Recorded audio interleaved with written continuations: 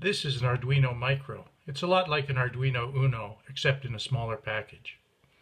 This display allows us to directly output the stuff from the Arduino Micro onto this LED screen so that we can have a look at what's going on without having to look away to our computers. This gadget over here is an ESP8266, which is a wireless communications device that will talk to a Wi-Fi network, and that'll allow us to send our data up to the internet if we want.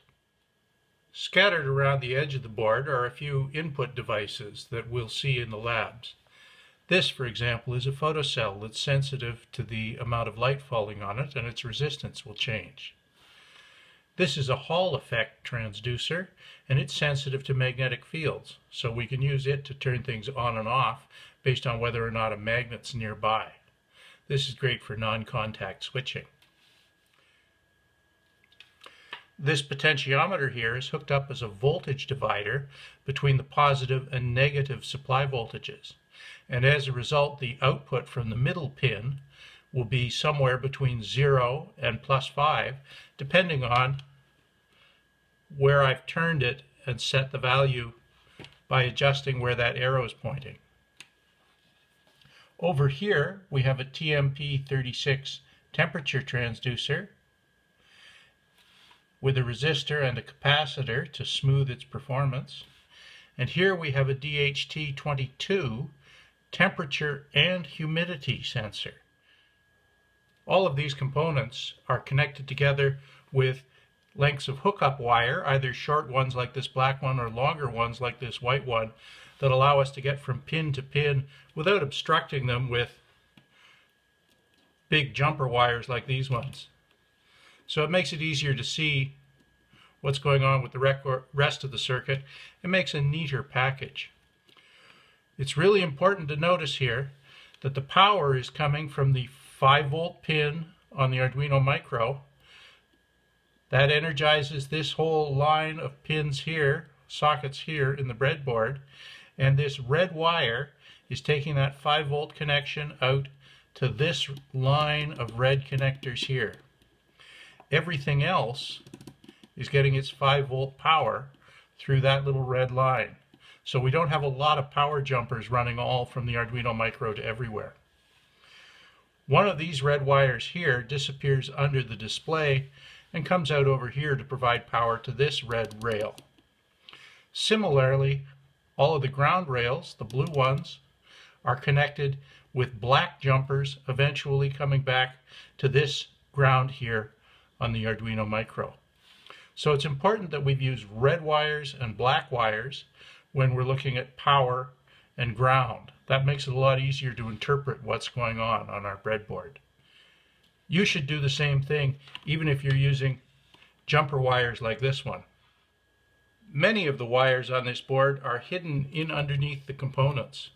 For instance, if I take this display off, there's a bunch of wiring here that runs from the pins on the back of the display over to the pins here on the Arduino Micro that provide it with the digital outputs that control the display.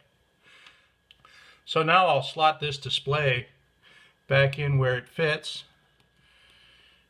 and I'll power everything on. So now the Arduino Micro is making measurements. It's reporting what's going on here on the screen, drawing a little graph of it, and sending that data over to the ESP8266 to upload to the web. The output from the wiper of this potentiometer comes over here to analog pin number 4. So if I put my positive probe on pin number 4, I see about 2 volts. If I turn the knob clockwise, now I see about 3.3 volts.